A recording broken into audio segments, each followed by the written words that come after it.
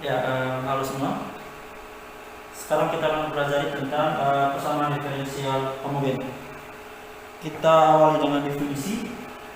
Jadi ada dua definisi di sini, yaitu definisi umum dan definisi khusus. Jadi suatu fungsi f sama y disebut sebagai suatu fungsi yang homogen jika terdapat n elemen dari himpunan bilangan real, sedemikian hingga berlaku fkx, ky sama dengan k pangkat n fx, y, dengan n adalah order dari fungsi fx, y. Nah, ciri umum dari suatu persamaan diferensial homogen yaitu setiap suku derajatnya sama. Ingat kembali bahwa derajat itu adalah jumlah dari pangkat variabel-variabel dalam suatu suku. Sebagai contoh, kita punya di sini fungsi fx, y sama dengan x tambah akar dari x kuadrat tambah y kuadrat. Apakah ini merupakan suatu fungsi yang homogen? Kita ambil sembarang t itu merupakan elemen himpunan bilangan real, sehingga fx, ty itu sama dengan tx tambah akar tx di pangkatan 2 tambah ty di pangkatan 2. Kita substitusikan x dengan tx dan y dengan ty. Kemudian bentuk ini dapat ditulis sebagai tx tambah, kita selesaikan yang di dalam akar, tambah t kuadrat x kuadrat tambah t kuadrat y kuadrat. Suku kedua ini yang di dalam akar dapat ditulis sebagai akar dari t kuadrat dikalikan dengan x kuadrat tambah y kuadrat. Kita distributifkan dia sehingga fx, ty dapat ditulis sebagai tx tambah t akar dari x kuadrat tambah y kuadrat. Kita selesaikan akar dari t kuadrat dan peroleh t di sini. Lalu bentuk ini dapat ditulis sebagai kan ada t di suku pertama, t di suku kedua juga, maka kita distributifkan, kita tulis sebagai t dikalikan dengan x tambah akar x kuadrat tambah y kuadrat. Kalau dilihat bentuk yang di dalam kurung ini, x tambah akar x kuadrat tambah y kuadrat ini tidak lain merupakan fx, y. Sehingga kita dapat simpulkan bahwa ftx, ty sama dengan t kali fx, y. Sehingga fungsi fx, y sama dengan x tambah akar x kuadrat tambah y kuadrat merupakan satu fungsi yang homogen. Oke. Dari contoh ini kita perhatikan definisi khusus dari suatu persamaan diferensial homogen. Karena ini kita berbicara masih dalam orde 1, maka suatu persamaan diferensial orde 1 y aksen sama dengan y per dx sama dengan fx, y adalah suatu persamaan diferensial yang homogen jika ftx, ty sama dengan t kali fx, y untuk setiap bilangan t. Jika diperhatikan, kalau kita kembali ke definisi umum, di sini kan kita punya fkx, y sama dengan k pangkat n fx, y. Karena dia t di orde 1, maka di sini kita punya t saja. Gitu. Oke. Nah, sekarang bagaimana cara kita menyelesaikan suatu persamaan diferensial homogen? Kita berbicara dalam konteks persamaan diferensial homogen orde 1. Metode penyelesaian suatu persamaan diferensial homogen itu kita menggunakan substitusi u sama dengan y per x atau u sama dengan x per y.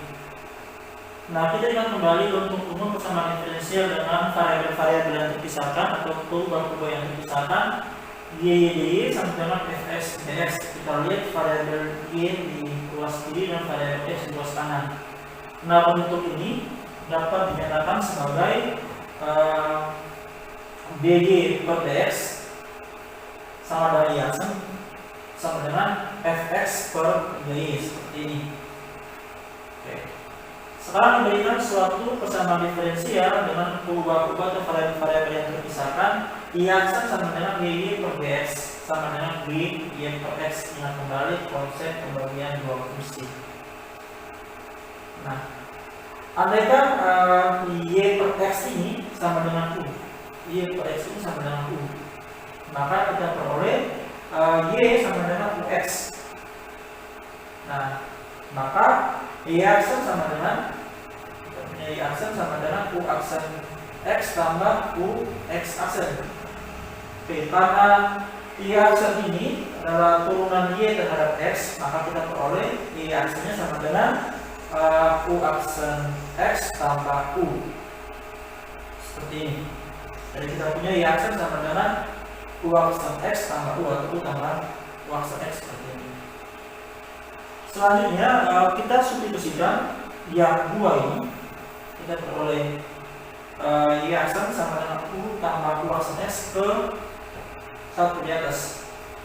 Ingat bahwa Y per X itu sama dengan U, maka kita peroleh Y per X. Karena Y per X sama dengan U, maka sama dengan U. Ingat kita punya apa tadi?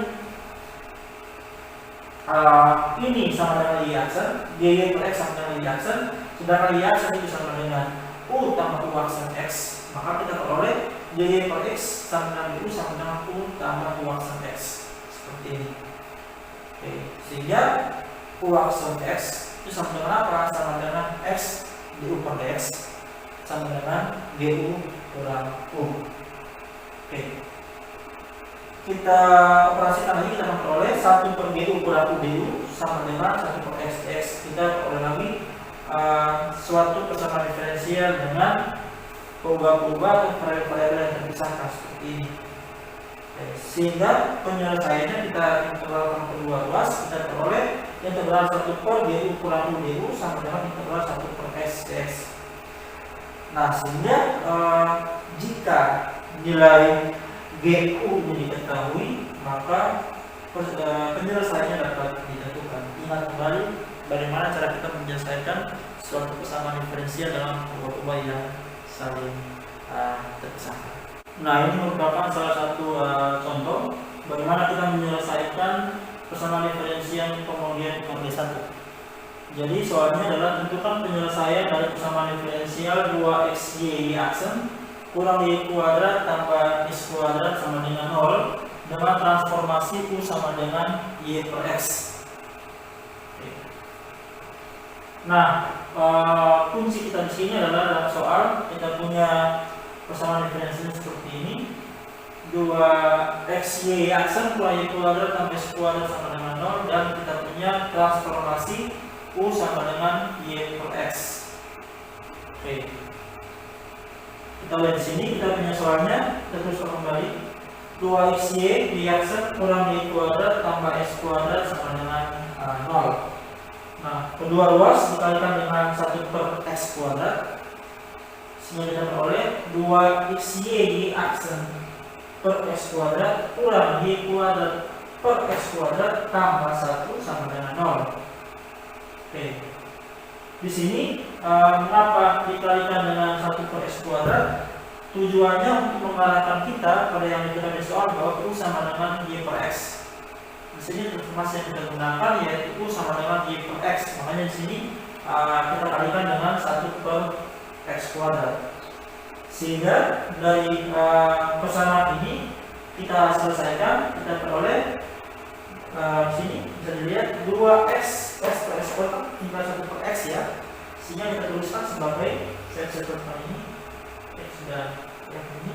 Sehingga kita punya 2y aksen per x atau 2y per x y aksen. Kita tuliskan dalam bentuk y per x seperti ini, sesuaikan dengan petunjuk di soal bahwa transformasi digunakan yaitu U sama dengan y per x dikurangi dengan y kuadrat per x kuadrat. Kita nyatakan y sebagai y per x dikuadratkan ditambah dengan 1 sama dengan 0. Oke, sehingga di sini kita punya di suku pertama ada y per x, suku yang kedua juga ada y per x ini. Sehingga kita bisa menggunakan transformasi U sama dengan y per x. Nah, dengan menggunakan transformasi ini kita peroleh 2U y aksen kurang U kuadrat tambah 1 sama dengan 0. Oke, kita ingat kembali tadi yang sebelumnya kita punya tadi apa? U sama dengan y per x, atau saya bisa tulis y sama dengan ux, dan y aksen sama dengan U aksen X tambah U X aksen sama dengan U aksen X tambah U, atau ya ini di aksen sama dengan U tambah U aksen X, maka kita gantikan atau kita substitusikan di aksen di sini dengan U aksen X tambah U, seperti itu. Sehingga kita buat seperti ini, 2U tambah U aksen X kurang U kuadrat tambah 1 sama dengan 0.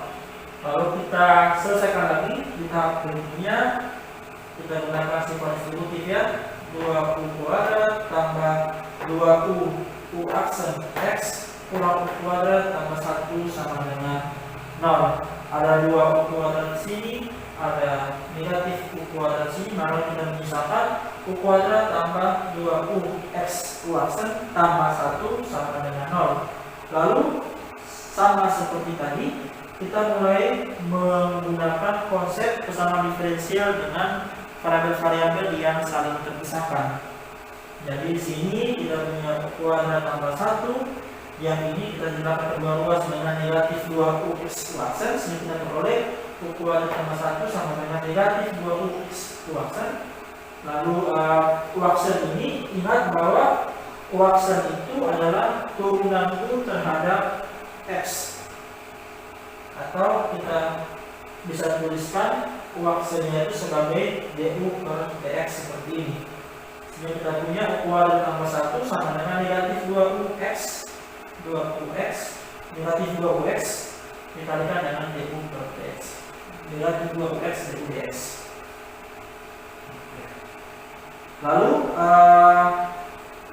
kita bisa lihat di sini kedua ruas kita kalikan dengan DX, yang kita peroleh U kuadrat tambah 1 DX sama dengan negatif 2UX DU seperti ini.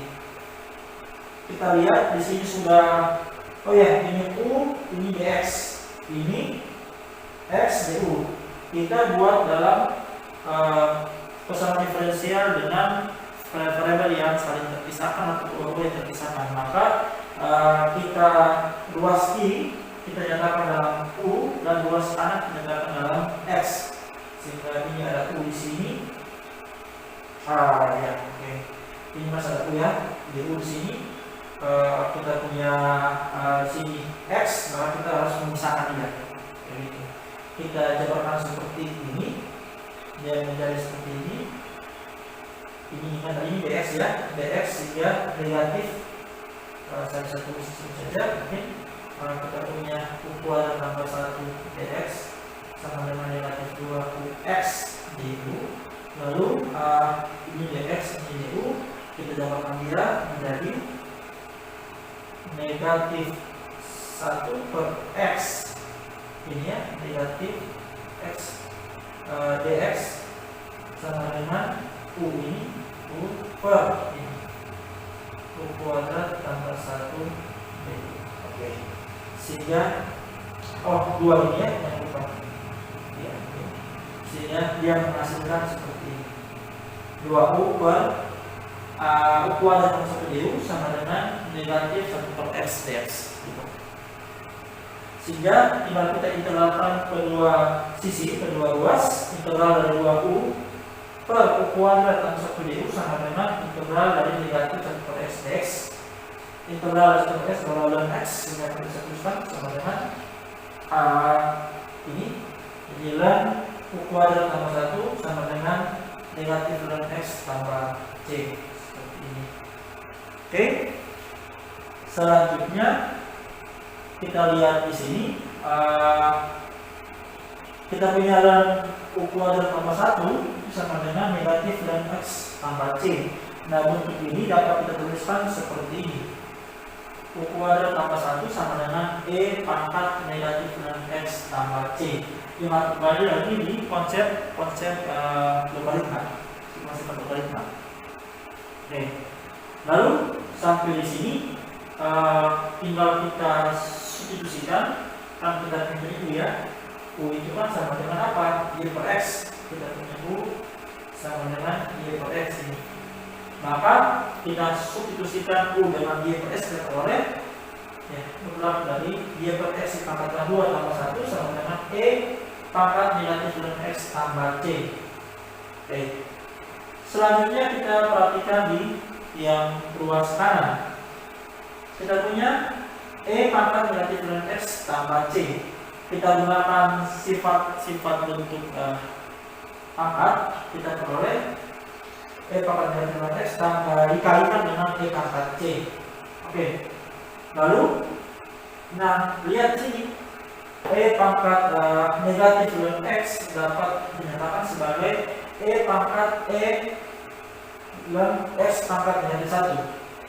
Oke. Atau e pangkat e ln 1 per x. Jadi e pangkat negatif ln x yang ini dapat dinyatakan sebagai e pangkat e ln x pangkat negatif 1 bersama dengan e pangkat e ln 1 per x. Ini ya. Oke, seperti ini. Lalu dikalikan dengan e pangkat c yang ini, sehingga kita peroleh e pangkat e ln 1 per x sama dengan 1 per x. Ingat konsep logaritma, e pangkat e ln x sama dengan x, sehingga kita peroleh e pangkat e ln 1 per x kali pangkat c sama dengan, kita ambil ini ya, sama-sama logaritma, ingat sama dengan 1 per x kali e pangkat c. Oke. Sehingga jika kita menyatakan e pangkat c sama dengan k, ya, sama dengan k, dengan k adalah sembarang konstanta, maka kita akan peroleh penyelesaiannya yaitu y per x dipangkat 2 tambah 1 sama dengan k per mutlak x, atau akan dinyatakan sebagai y sama dengan plus minus x akar k per mutlak x kurang 1. Seperti ini. Oke, konsep yang berikutnya berkaitan dengan persamaan diferensial eksak. Ingat bahwa kita masih berbicara dalam konteks persamaan diferensial orde 1. Nah, dalam beberapa kasus suatu bentuk umum persamaan diferensial orde pertama seperti ini, y aksen sama dengan y per dx sama dengan fx, y dapat dinyatakan sebagai negatif mx, y per nx, y. Pembagian dua fungsi di mana setiap fungsinya memuat dua variabel x dan y. Nah, dy per dx sama dengan negatif mx, y per nx, y, atau dapat kita nyatakan sebagai nx, y dy sama dengan negatif mx, y dx. Nah, persamaan diferensial yang berbentuk seperti ini, jadinya nx, y dy sama dengan negatif mx, y dx, atau kita tulis sebagai mx, y dx ditambah dengan nx, y dy sama dengan 0. Nah, persamaan diferensial yang berbentuk seperti ini disebut sebagai persamaan diferensial eksak jika ada suatu fungsi u x, y sedemikian hingga turunan dari u ini atau du x, y sama dengan mx, y dx tambah mx, y dy. Nah, mx, y dx tambah mx, y dy sama dengan 0. Ini merupakan suatu persamaan diferensial yang disebut sebagai persamaan diferensial eksak jika ada suatu fungsi u x, y sedemikian sehingga u x, y sama dengan mx, y dx tambah mx, y dy. Ini merupakan kata kunci yang kita harus pegang sehingga kita bisa membedakan mana yang merupakan persamaan diferensial eksak dan mana yang merupakan persamaan diferensial non eksak. Nah, sehingga bagaimana cara kita mengetahui suatu persamaan diferensial orde pertama adalah suatu persamaan diferensial yang eksak? Caranya adalah ini. Suatu persamaan diferensial mx, y dx tambah mx, y dy sama dengan 0 itu adalah suatu PD eksak jika do mx, y do y sama dengan do mx, y do x. Jadi persamaan diferensial ini merupakan suatu persamaan diferensial yang eksak jika turunan parsial m terhadap y sama dengan turunan parsial n terhadap x. Jadi saya ulang, suatu persamaan diferensial yang berbentuk seperti ini, mx, y dx tambah nx, y dy sama dengan 0, adalah suatu persamaan diferensial yang eksak jika turunan parsial m terhadap y itu sama dengan turunan parsial n terhadap x. Gitu. Nah, jika dia tidak sama, maka itu merupakan suatu PD non eksak atau persamaan diferensial non eksak. Nah, bagaimana cara kita menentukan penyelesaian dari suatu persamaan diferensial eksak? Nah, jika kita asumsikan mx, y dx tambah nx, y dy sama dengan 0 adalah suatu persamaan diferensial yang eksak, kita asumsikan bahwa persamaan ini adalah suatu PD eksak, maka solusinya dapat ditentukan dengan 1, 2, 3 cara ini. Yang pertama, kita selesaikan turunan ux, y turunan ux, y terhadap x sama dengan fx, y, dan turunan parsial ux, y terhadap y sama dengan nx, y. Atau selesaikan persamaan do ux, y do x sama dengan fx, y, dan do ux, y do y sama dengan nx, y. Selanjutnya kita substitusikan persamaan dux, y sama dengan mx, y dx tambah nx, y dy ke persamaan ini, mx, y dx tambah mx, y dy sama dengan 0, sehingga kita akan peroleh do ux, y dx sama dengan 0 seperti itu. Nah, solusi dari mx, y dx dan ditambah mx, y dy sama dengan 0 diberikan secara implisit oleh ux, y sama dengan c, dengan c adalah suatu konstanta. Nah, kita integralkan untuk yang tahap ketiga ini ada 2 tahapan yang kita bisa lakukan. Yang pertama, kita integralkan persamaan dux, dx sama dengan 0 terhadap variabel x, sehingga diperoleh u sama dengan integral m dx tambah ky, dengan ky ini merupakan konstanta pengintegralan yang nilainya dapat ditentukan dengan du y sama dengan n. Oke. Kemudian bisa juga dengan kita mengintegralkan persamaan dux, y x sama dengan 0 terhadap variabel y, sehingga diperoleh u sama dengan integral m dy tambah lx. Dengan lx ini merupakan konstanta pengintegralan yang nilainya dapat ditentukan dengan du per dx sama dengan m. Jadi tergantung kita mau pakai yang mana, kita mau pakai yang pertama ini atau kita mau pakai yang kedua ini. Nah, untuk lebih jelasnya kita bisa lihat dalam contoh itu. Jadi ini kita diminta untuk menentukan penyelesaian persamaan diferensial x Yaksen tambah y tambah 4 sama dengan 0. Ingat tadi kita punya apa? Y aksen sama dengan dy per dx. Maka x Yaksen tambah y tambah 4 sama dengan 0 dapat dinyatakan sebagai x dy per dx tambah y tambah 4 sama dengan 0. Lalu kita kalikan semua dengan dx, sehingga kita peroleh x dy tambah y dx, kita peroleh x dy tambah y dx tambah 4 dx sama dengan 0. Karena kita punya y dx sama 4 dx, maka kita bisa tuliskan sebagai ini, x dy tambah y tambah 4 dx sama dengan 0. Nah, atau kita nyatakan dalam bentuk tadi dx tambah dy, m dx tambah m dy, maka persamaan ini dapat juga ditulis sebagai y tambah 4 dx tambah x dy sama dengan 0.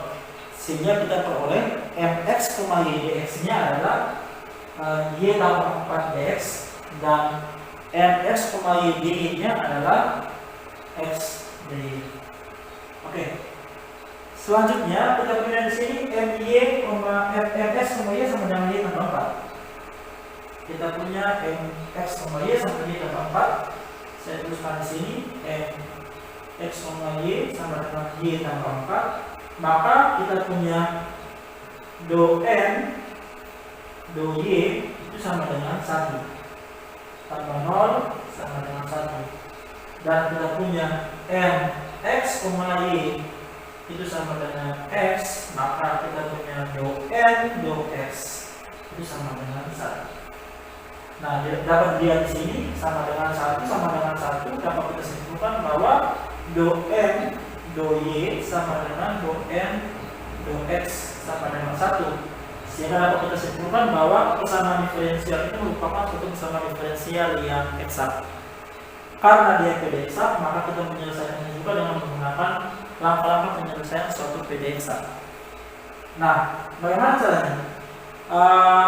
Ingat kembali bahwa kita punya tadi apa? Kita punya kalau di definisinya seperti ini, du is y itu sama dengan mx, y dx tambah mx, y dy. Ini adalah du. Sehingga penyelesaian dari suatu PD eksak dapat diperoleh dengan kita mencari ux, y nya. Bebas kita mau pakai yang mana? Mau pakai yang pertama ini atau mau pakai yang kedua? Mau kita integralkan du nya terhadap variabel x sehingga kita peroleh u sama dengan integral m dx tambah ky, atau kita integralkan du terhadap variabel y sehingga kita peroleh u sama dengan integral m dy tambah lx. Nah, kita kembali ke soal kita tadi. Di sini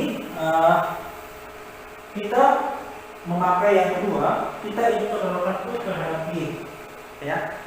Di sini kita memakai yang kedua, yaitu kita mengintegralkan u terhadap y. Kita mengintegralkan du terhadap y. Kita mengintegralkan du terhadap y. Maka kita peroleh u x, y sama dengan integral dari n dy tambah lx. Kalau kita kembali ke sini, kalau kita integralkan du terhadap y, maka kita akan peroleh u sama dengan integral n dy tambah lx. Kita integralkan du terhadap y, kita peroleh u sama dengan integral n dy tambah lx. Kita gunakan itu di sini, sehingga di sini kita punya n-nya itu apa tadi? Kita punya n itu sama dengan x, ya. Kita punya n sama dengan x tadi, sehingga kita tuliskan u sama y sama dengan integral dari x dy tambah lx. Ini sama dengan integral x terhadap y adalah xy ditambahkan dengan lx. Nah, sehingga langkah berikutnya adalah kita menentukan lx ini. Jadi kita punya u sama y sama dengan xy tambah lx. Langkah berikutnya kita menentukan lx ini. Nah, bagaimana cara menentukan lx? Ingat bahwa du per dx itu sama dengan m. Maka kita punya di sini u itu sama dengan xy tambah lx.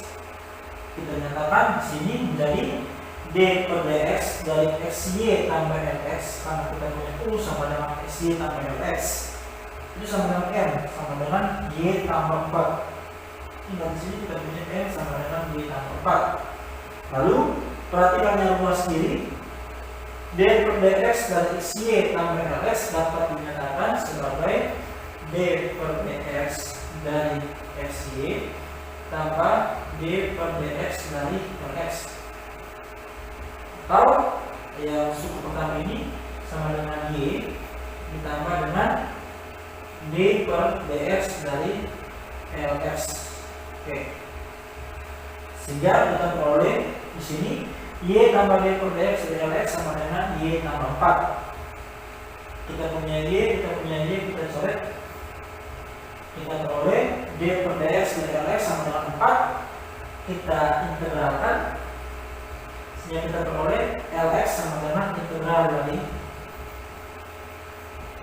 4 dx sama dengan 4x tambah c, gitu.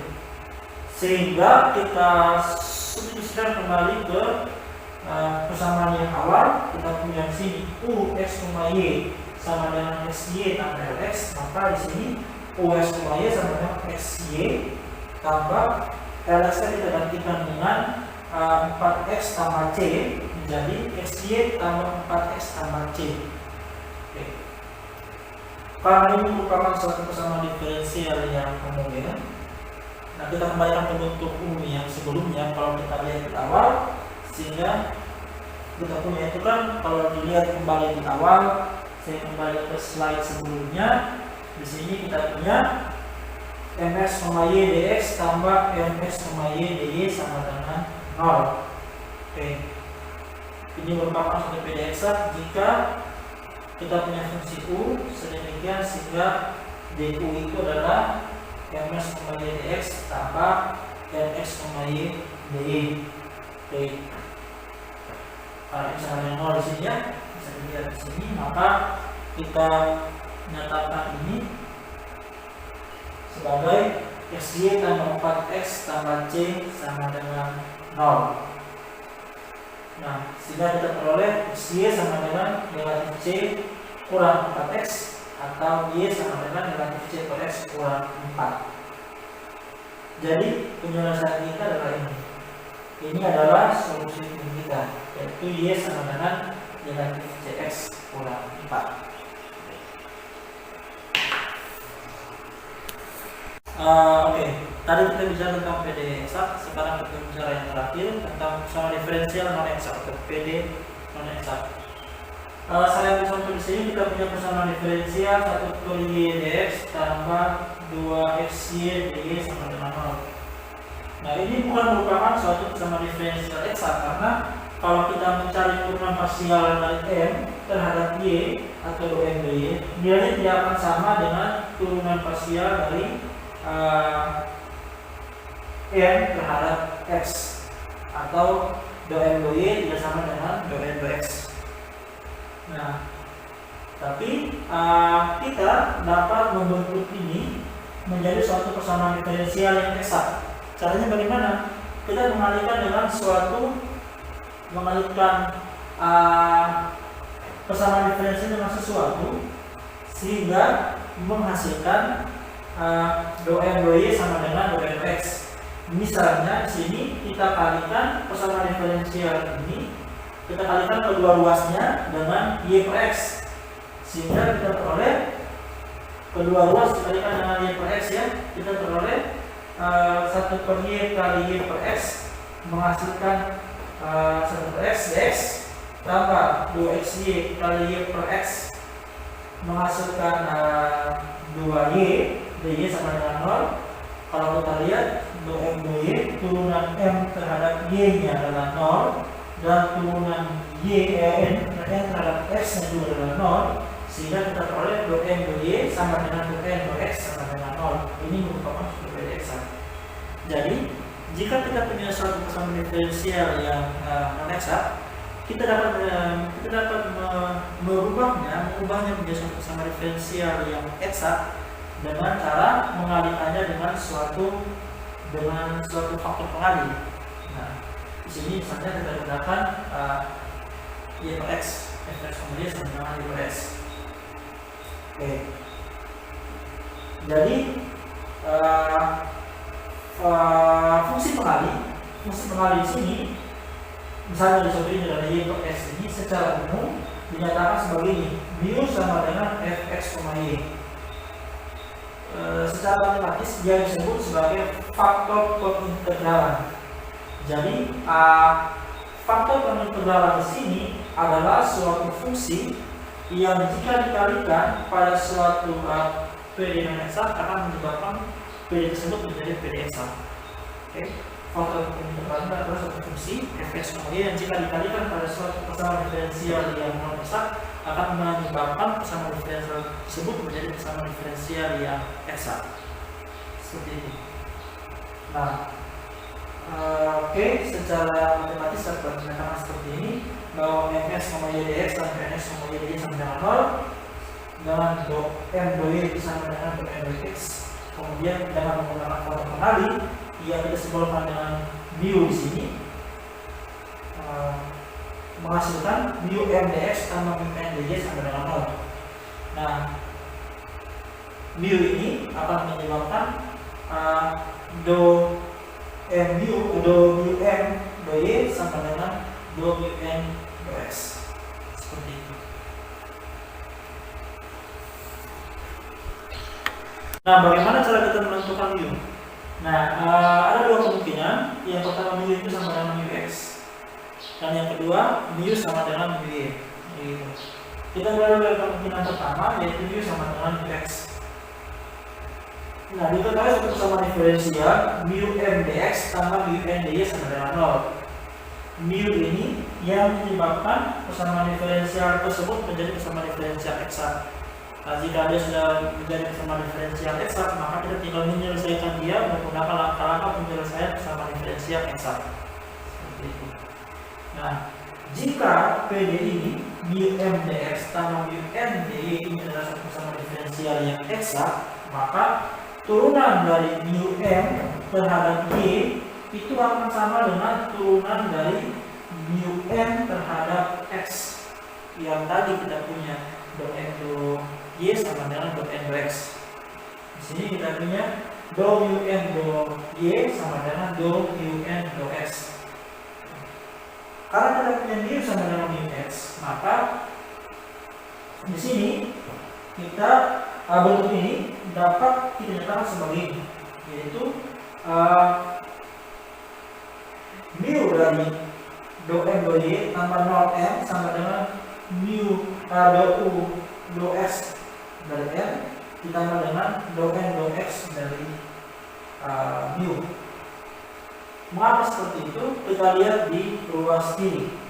Ruas kiri ini adalah mu kali m, mu m. Sedangkan kita punya mu itu adalah mu x.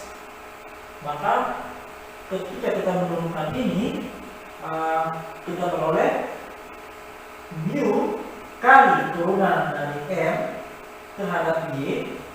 Oke.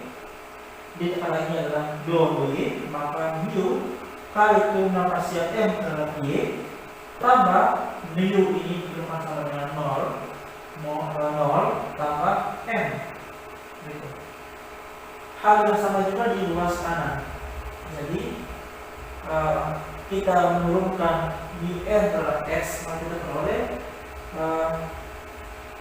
do mu do x dari n, oke, atau turunan mu terhadap x dikalikan n, karena mu itu adalah mu x, ditambah dengan do n do x dari mu. Kalau dilihat lagi, kenapa ini sama dengan 0? Karena di ruas kiri kita menurunkan mu-nya terhadap k. Kenapa ini sama dengan 0? Kalau kita lihat di ruas kiri dia diturunkan terhadap y. Karena dia diturunkan terhadap y, sedangkan mu-nya adalah mu sama dengan mu x, maka variabel x-nya dianggap sebagai konstanta, diturunkan menghasilkan 0. Seperti itu. Oke. Sehingga kita peroleh seperti ini. Mu do m do y kurang do n do x mu sama dengan do mu n do x. Ini kita selesaikan yang di atas, hasilkan yang di bawah. Kemudian kita operasikan secara aljabar dengan tahapan-tahapan seperti ini. Bisa dilihat pada akhirnya dengan melakukan serangkaian operasi aljabar seperti ini, kita akan peroleh yang terakhir my kurang mx per n do x sama dengan 1 per mu do mu. Oke. Sehingga dia sudah dalam bentuk variabel yang sangat terpisahkan, tinggal kita integralkan kedua ruas. Integral dari MY kurang NX per N dou X sama dengan integral dari 1 per mu dou mu. Jadi misalkan integral dari MY kurang NX per N itu sama dengan Fx, maka kita peroleh integral dari Fx dou X sama dengan integral 1 per mu dou mu. Oke, kalau integral 1 per mu sama dengan ln mu, maka kita peroleh mu sama dengan E pangkat integral Fx dx. Ingat konsep logaritma. Jadi integral Fx dx sama dengan mu dengan konsep logaritma natural, kita peroleh mu sama dengan E pangkat integral Fx dx sama dengan E pangkat integral. Ingat bahwa Fx tadi itu adalah My kurang Nx per N, maka kita peroleh E pangkat integral My kurang Nx per N dx. Ini untuk kemungkinan pertama mu sama dengan ux. Nah, dengan cara yang sama juga kita bisa lakukan untuk kemungkinan kedua untuk mu sama dengan y. Nah, dia tetap sama diferensial mu m dx sama mu n dx sama dengan 0. Jika p tersebut eksak seperti tadi, maka do y mu m sama dengan do x mu n. Nah, karena kita punya mu sama dengan mu y, maka ketika diturunkan di ruas kiri dia menjadi apa? Do y dan do y kali m, turunan dari mu terhadap y dikalikan dengan m, tambah turunan dari m terhadap y dikalikan dengan mu. Kalau kita punya mu sama dengan mu y. Sedangkan di ruas kanan, karena dia diturunkan terhadap x, sedangkan kita punya mu sama dengan y, maka y dianggap sebagai konstanta. Kita peroleh jumlahnya adalah mu kali do n dx tambah 0. Kenapa 0? Karena n kali 0. Kita punya mu sama dengan y diturunkan terhadap x, maka y dianggap sebagai konstanta. Kemudian sama seperti tadi kita lakukan serangkaian operasi aljabar seperti ini, bisa dilihat di sini. Dengan serangkaian operasi aljabar yang ada di sini tahap per tahapnya, kita akan peroleh seperti yang tadi, yaitu do mu per mu sama dengan ns kurang ny per m dikali do y. Kemudian yang kita misalkan ns kurang ny per m sama dengan do y, maka kita peroleh integral dari do mu per mu atau integral yang 1 per mu do mu sama dengan integral dy d. Atau kita selesaikan integral 1 per mu do mu sama dengan ln mu sama dengan integral dy dy. Dengan demikian kita menggunakan konsep logaritma, kita peroleh integral mu sama dengan e pangkat integral dy dy, atau mu sama dengan e, karena kita punya dy tadi sama dengan nx kurang ny per m, maka mu sama dengan e pangkat integral nx kurang ny per m dy. Seperti itu. Untuk membantu kalian agar bisa memahami tentang persamaan diferensial yang menginstak, kita simak untuk itu. Jadi dengan menggunakan faktor pengintegralan, selesaikanlah persamaan diferensial negatif x pangkat negatif 2 y pangkat 2 dx kurang x pangkat negatif 1 y dy sama dengan 0. Langkah yang pertama kita lakukan yaitu kita memastikan apakah PDI ini adalah PDI eksak atau non eksak. Kita mengambil m-nya adalah negatif x pangkat negatif 2 y kuadrat. Maka do m do y turunan m terhadap y adalah negatif 2x pangkat negatif 2y diturunkan terhadap y ya. Sedangkan do n do x turunan n terhadap x yaitu kita peroleh di sini x pangkat negatif 2y, x pangkat negatif 2y. Karena berbeda do n do y dan do n do x yang berbeda, maka kita simpulkan dia merupakan suatu PD yang non eksak. Oleh karena itu kita harus mencari mu yang tepat yang bisa menjadikan ini menjadi suatu PD eksak. Bebas mau pakai mu sama dengan mu x atau mu sama dengan mu y. Di sini saya pakai mu sama dengan mu y. Kalau kita pakai mu sama y, maka kita punya apa sebelumnya? Do mu per mu sama dengan ns kurang my per n. Bisa dilihat di sini ya. ns kurang my per n sama dengan g.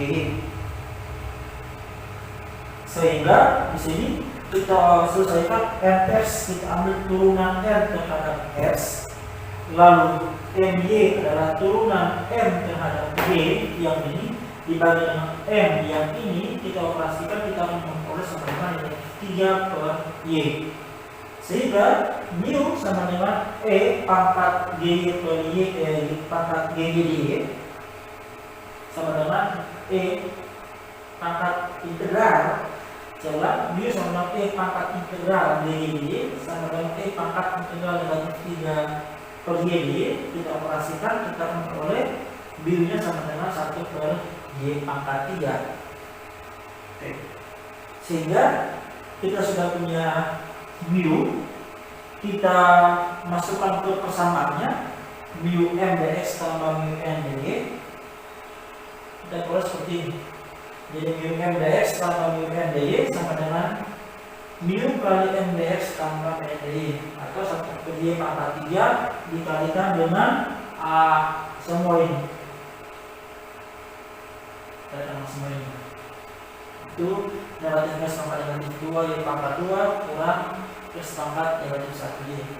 Kita operasikan, kita akan peroleh mu m dx tambah mu n dy sama dengan negatif x pangkat negatif 2 y pangkat negatif 1 dx kurang x pangkat negatif 1 y pangkat negatif 2 y.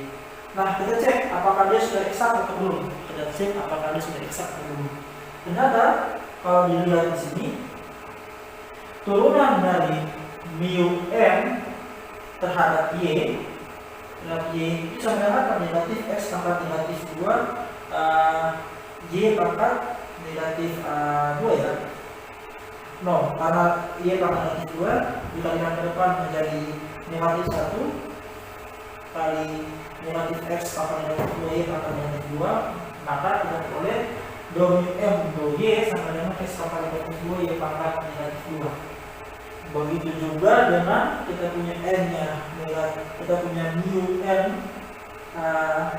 adalah negatif x pangkat negatif 1 y pangkat negatif 2 diturunkan terhadap x, maka kita akan peroleh negatif 1 kita ke depan menjadi negatif 1 kali negatif x pangkat negatif 2 y pangkat negatif 2, kita akan peroleh do mu do xn sama dengan x pangkat negatif 2 y pangkat negatif 2. Dapat kita lihat di sini bahwa do mu do y m atau do mu m do y dia sama dengan do mu n do x. Karena dia sudah sama, maka dia sudah menjadi suatu PDX atau mu m dx tambah mu n dy itu sudah merupakan suatu PDX. Karena dia sudah merupakan PDX, maka kita tinggal menyelesaikan soal ini dengan menggunakan langkah-langkah PDX yang sudah dipelajari sebelumnya. Oke, ini 3 konsep yang dipelajari hari ini, bersama diferensial non-boolean, bersama diferensial eksak, dan bersama diferensial non-eksak. Supaya lebih paham, silakan berlatih soal-soal berkaitan dengan 3 konsep ini, supaya menjadi mahir ketika bekerja dengan soal-soal yang melibatkan ketiga konsep ini. Sampai jumpa.